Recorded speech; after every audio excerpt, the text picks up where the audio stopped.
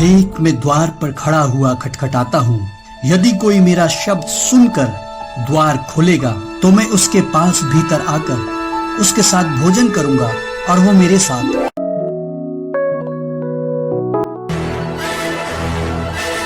Dastak channel में एक बार फिर से आपका स्वागत है।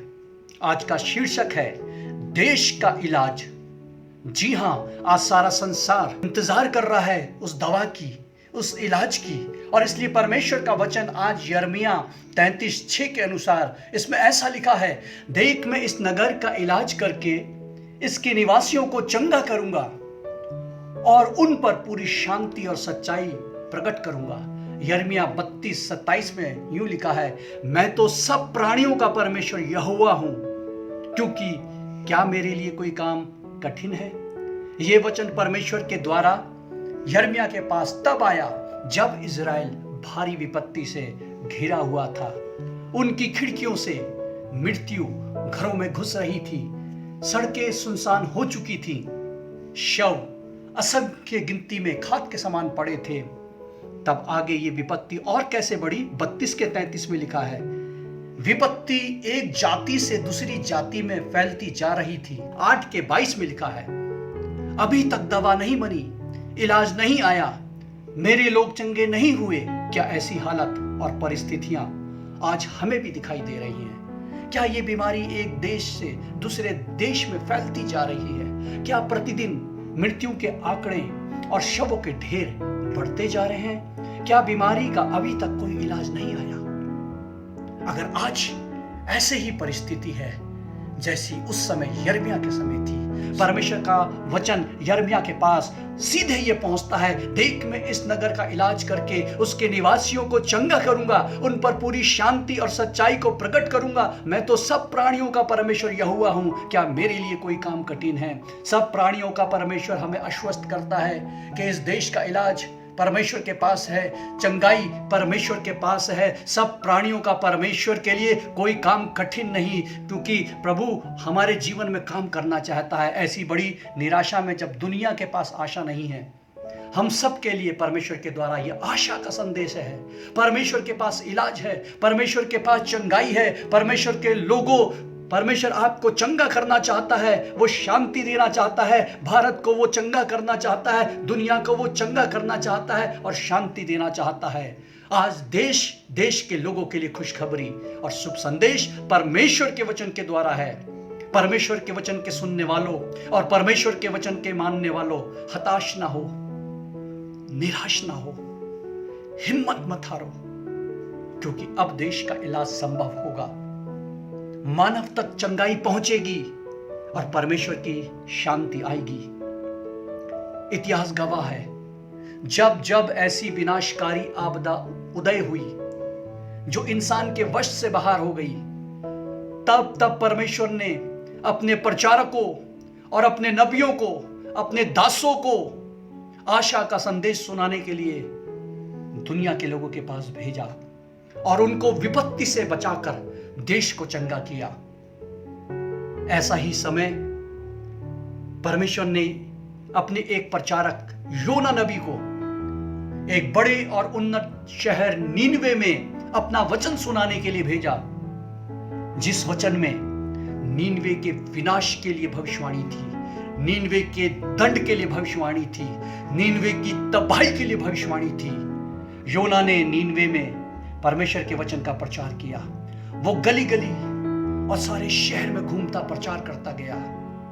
और वचन में ऐसा लिखा है, योना नबी की पुस्तक उसका 3 अध्याय और 5 पद में इस प्रकार से लिखा है, तब नीनवे के मनुष्यों ने परमेश्वर के वचन की प्रतीति की और उपवास का प्रचार किया गया और बड़े से लेके छोटे तक सबों ने टाट ओढ़ा। पद 6 में लिखा है, तब ये समाचार नीनवे के राजा के कान में पहुंचा और उसने सिंहासन पर से उठकर अपने राजकीय वस्त्र उतारकर टाट ओढ़ लिया और राख पर बैठ गया।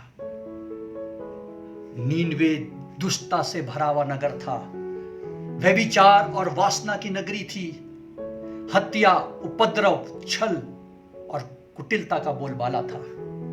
परमेश्वर के लोगों को सताने और यातना देने में उन लोगों को अभिमान की अनुभूति होती थी। उनमें से एक भी सच्चे परमेश्वर को जानने वाला नहीं था। वे दूसरे देवी देवताओं के मानने और पूजने वाले थे। उन्हें योना के परमेश्वर को जानने और मानने में कोई भी रुचि और जिज्ञासा नहीं थी। लेकिन फिर भी नीनवे के लोगों ने समय की नजाकत को भांप लिया। आने वाले विनाश की गंभीरता को देखते हुए परमेश्वर के वचन पर विश्वास किया और वचन सुनकर तुरंत नीनवे के लोग अपने अपने पापों से पश्चाताप करने लगे। सारी पृथ्वी के परमेश्वर के सामने दीन बनकर टाट ओढ़ा और परमेश्वर से पश्चातापी प्रार्थना करने लगे। प्रियो, आज परमेश्वर बताना चाहता है, जैसे नीनवे के लोगों ने समय की नजाकत को भांपा, आज परमेश्वर भारत से कहना चाहता है, आज परमेश्वर विश्व से कहना चाहता है कि यीशु मसीह का आना निकट है। ओ, इसके बाद और बड़ी बड़ी आपदाएं और मुसीबत आने वाली है, क्योंकि परमेश्वर ने बाइबल में पहले से बता दिया है। यीशु मसीह के आने से पहले, इस जगत के न्याय से पहले, क्योंकि यीशु मसीह इस जगत का न्याय करने जल्द आने वाला है। और जब वो जल्दी आने वाला है, आने से पहले बहुत आपदाएं, बहुत महामारी, बहुत मुसीबतें, बहुत लड़ाई और झगड़े, बहुत हाहाकार मचेगा। जाति पे जाति, राज्य पे राज्य चढ़ाई करेंगे, जगह जगह अकाल पड़ेंगे, भूकंप होंगे, भूडोल होंगे, महामारी पड़ेगी। ये सब पीड़ाओं का आरंभ होगी, परमेश्वर का वचन बताता है। इसलिए प्रियो, ये परमेश्वर का वचन है। इस जगत का न्याय निकट है, इस जगत का अंत जल्द होने वाला है।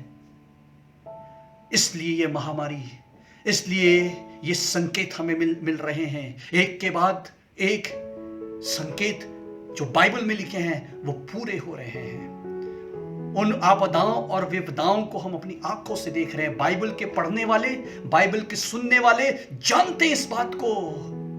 लेकिन प्रियो, जब योना नीनवे के पास प्रचार करने गया, नीनवे के लोग परमेश्वर को नहीं जानते थे।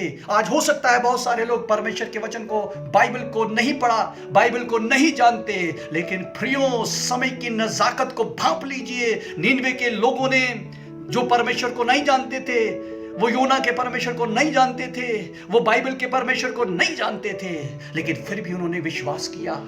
वो दीन हो गए, पश्चाताप करने लगे। और राजा ने अपने देश के लोगों से क्या कहा? उसने सारे देश में यह घोषणा कराई।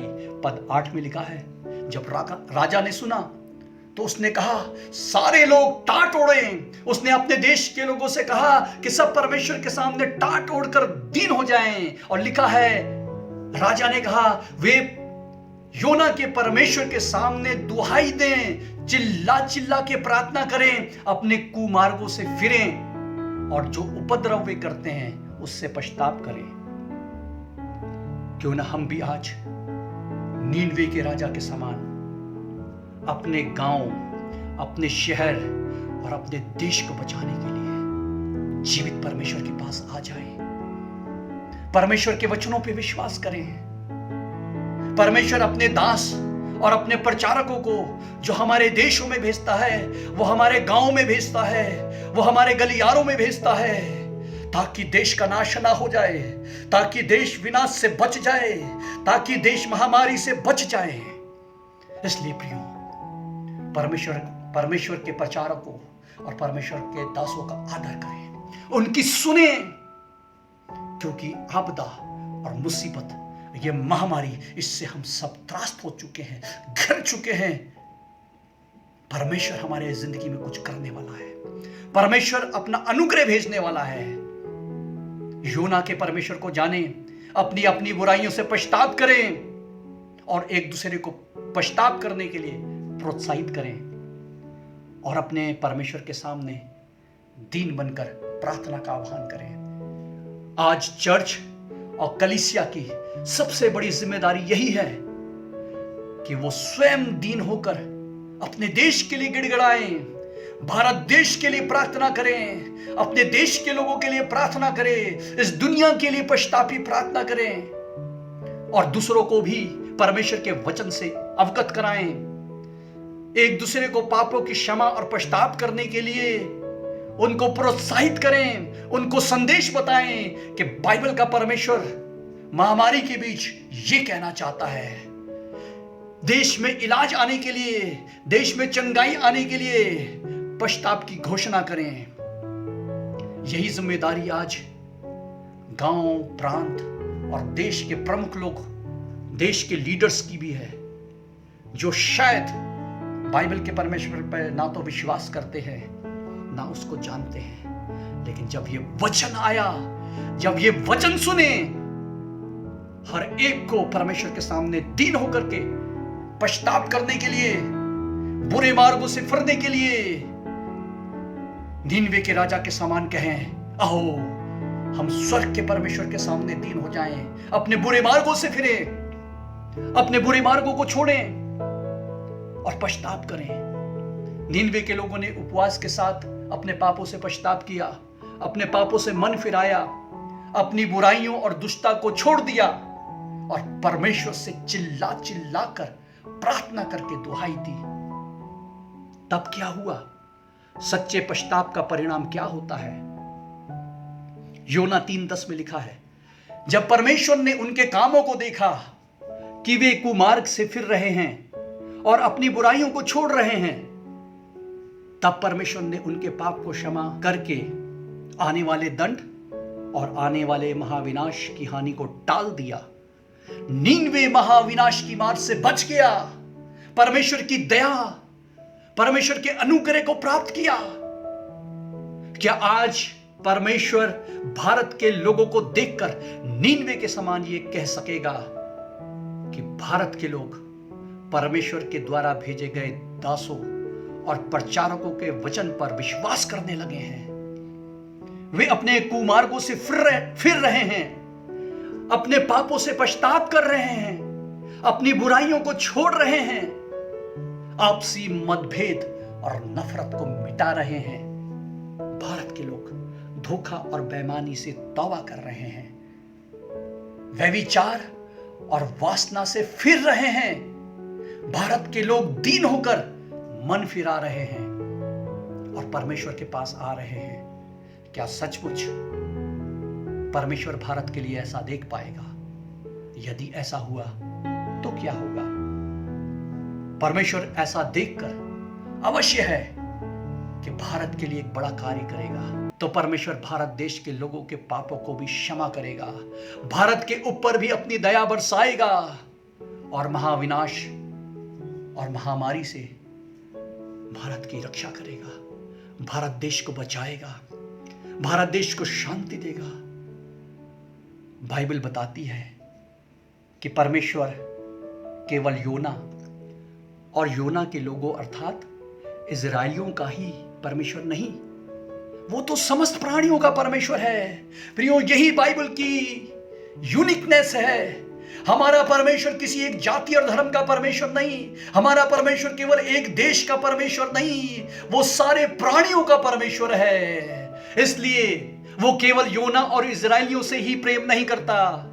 परमेश्वर का वचन बताना चाहता है, वो नीनवे जो परमेश्वर से घृणा करता था, वो नीनवे जो परमेश्वर के लोगों का विरोध करता था, वो नीनवे जो परमेश्वर के लोगों को सताता था, आज परमेश्वर अपने वचन के द्वारा कहना चाहता है, इससे पहले महाविनाश आए, उस महाविनाश से पहले परमेश्वर ने अपने दासों को भेजा। परमेश्वर अपने दासों को भेजता है, परमेश्वर अपने संदेश को भेजता है और परमेश्वर कहना चाहता है कि केवल परमेश्वर योना से ही प्यार नहीं करता, परमेश्वर नीनवे से भी प्यार करता है, अपने सताने वालों से भी प्यार करता है जो उसको नहीं मानते।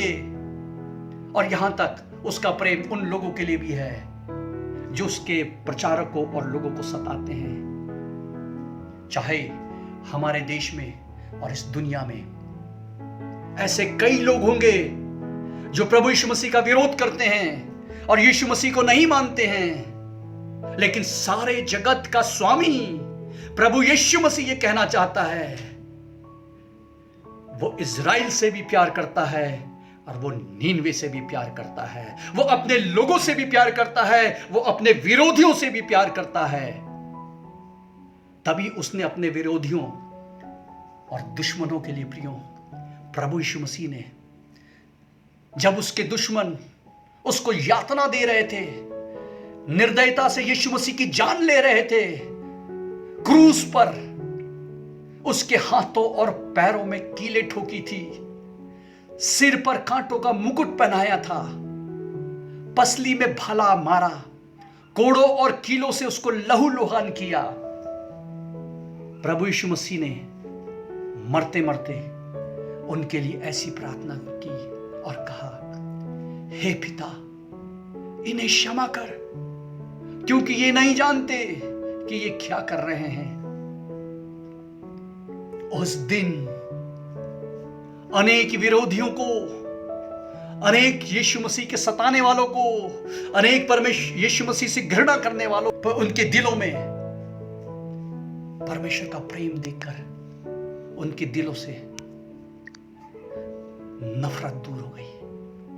प्रिय, उन विरोधियों के मन में ऐसा प्रेम उदय हुआ, उस प्रेम को पाकर, उस प्रेम को देख करके, अपने लिए प्रेम देख करके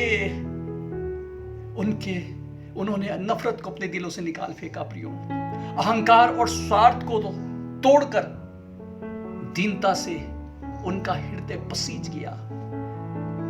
नफरत को दिलों से दूर फेंक करके क्रूस के आगे घुटने टेक दिए, प्रेम के आगे घुटने टेक दिए। उस परमेश्वर ने, जिसने सारे जगत को रचा और बनाया, उसके प्रेम को देख करके थरथराने लगे, कांपने लगे, सच्चाई को जान गए, नफरत को निकाल दिया, भेदभाव को निकाल दिया और प्रभु के चरणों में आ गए। प्रभु यीशु मसीह ने अपने दुश्मनों से प्रेम किया और उन्हें क्षमा किया। प्रियो, क्योंकि परमेश्वर प्रेम है, इसलिए लिखा है यूहन्ना 3:16 में, क्योंकि परमेश्वर ने जगत से ऐसा प्रेम किया कि उसने अपना एक लौता पुत्र दे दिया, ताकि जो कोई उस पर विश्वास करे वो नाश ना हो परंतु अनंत जीवन पाए। परमेश्वर सभी लोगों से और सभी देश के लोगों से प्रेम करता है, सभी देश से प्रेम करता है।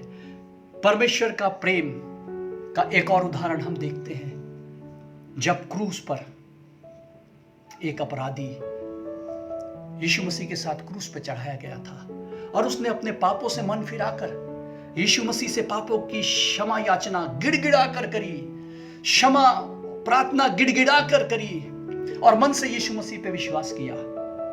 उसी क्षण प्रभु यीशु मसीह ने उस डाकू की प्रार्थना को सुनकर उससे कहा, आज ही रात तू मेरे साथ स्वर्ग लोक में होगा, अर्थात अनंत लोक में होगा।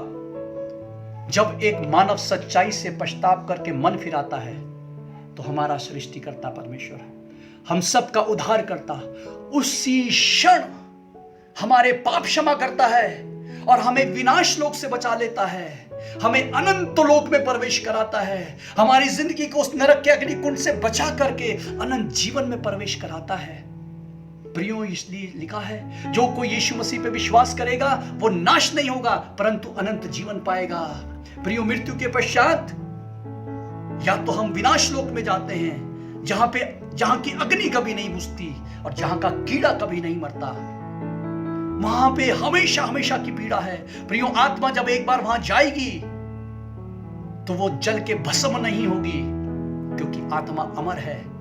इसलिए प्रियो, उसको विनाश लोक कहा गया है।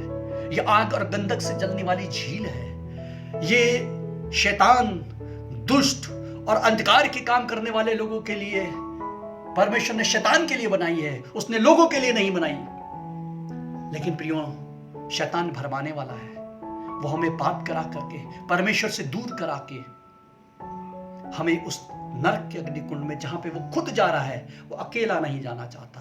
लेकिन प्रियो, ये परमेश्वर का प्यार है, सारे जहान के लिए प्यार है, सारे जगत के लिए प्यार है कि परमेश्वर ने अपने इकलौते पुत्र प्रभु यीशु मसीह को इसलिए भेजा ताकि वो सारे मानव जाति के लिए क्रूस पे मर गया, सारे मानव जाति का पापों का दंड उसने अपने ऊपर क्रूस पे ले लिया, ताकि अब आप हर एक इंसान, आप और मैं, इस देश और इस दुनिया का हर एक प्राणी, हर एक पापी क्रूस के पास आए और कहे, जैसा डाकू ने कहा, प्रभु मेरे पाप को क्षमा करो, मैं पापी हूं, मैं पापी हूं। प्रियो, दुनिया में केवल दो प्रकार के लोग होते हैं, दुनिया में चाहे कितने धर्म, कितनी जाति, कितने लोग, कितने राष्ट्र, कितनी भाषा, कितनी वेशभूषा क्यों ना हो, लेकिन जब हम परमेश्वर के सामने खड़े होंगे तो वहां कोई जाति धर्म ना होगा, वहां पे कोई ऊंचा और नीचा और छोटा बड़ा ना होगा। परमेश्वर का न्याय सिर्फ हमारे पास इन दो बातों से होगा। परमेश्वर जब हमें देखेगा और वो हमारा न्याय करेगा, एक वो लोग होंगे जिनके पाप क्षमा हुए हैं और एक लोग वो हैं जिनके पाप क्षमा नहीं हुए। प्रियो, इस पापी ने, इस डाकू ने मन फिराया। जब यीशु मर रहा था, यीशु के प्राण निकल रहे थे, जिन विरोधियों ने देखा, जिन लोगों ने जो यीशु से घृणा करते थे, उन्होंने परमेश्वर के प्यार को जाना और समझा। उन्होंने भी अपने पापों से पछतावा किया। अपने मन में जो यीशु के लिए नफरत थी, उस नफरत को निकाल फेंका, पछतावा किया। प्रभु का प्रेम हम उनके हृदय में आया। इस डाकू के दिल में परमेश्वर का प्रेम समाया। प्रियो, क्या आज आप भी परमेश्वर के इस प्रेम को देख करके अपने दिल को खोलेंगे? क्योंकि परमेश्वर बोलना चाहता है, वो नीनवे से भी प्यार करता है, वो अपने विरोधियों से भी प्यार करता है, वो इज़राइल से भी प्यार करता है, वो योना से, अपने दास से भी प्यार करता है। हमारा परमेश्वर दुश्मनों से भी प्यार करता है। प्यारो, दुश्मनों को भी प्यार करना सिखाता है मेरे प्यारो।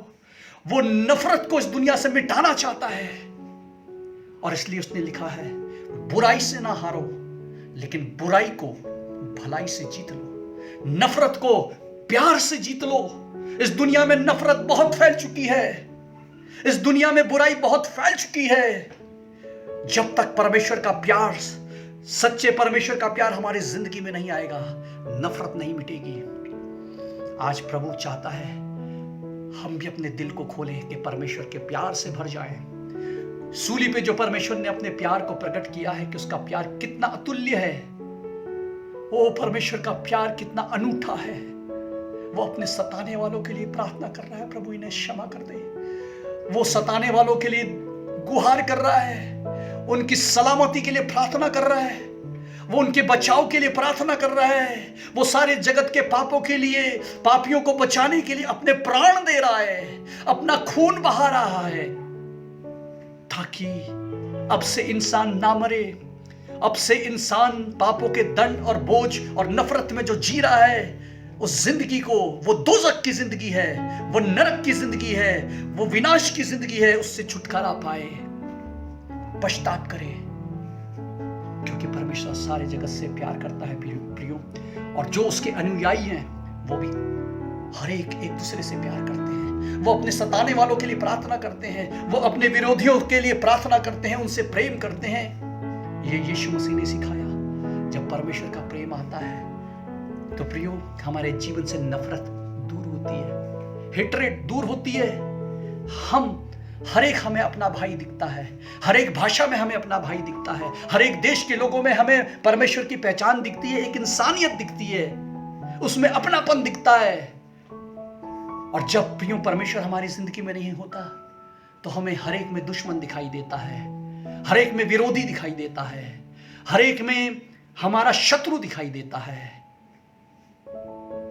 जब हम परमेश्वर के पास आते हैं और इस प्रेम से भरते हैं, परिवर्तन के लिए आते हैं, जिंदगी के बदलाव के लिए आते हैं, परमेश्वर हमारे जिंदगी में काम करने जा रहा है, परमेश्वर इस देश में काम करने जा रहा है, परमेश्वर इस दुनिया में काम करने जा रहा है। क्योंकि इस दुनिया का सबसे बड़ा विरोधी वो है नफरत, वो है बैर, वो है मतभेद। यीशु मसीह इस दुनिया में आया ताकि वो बैर को, विभाजन करने वाली दीवारों को, इफिसियों में लिखा है, तोड़ दे।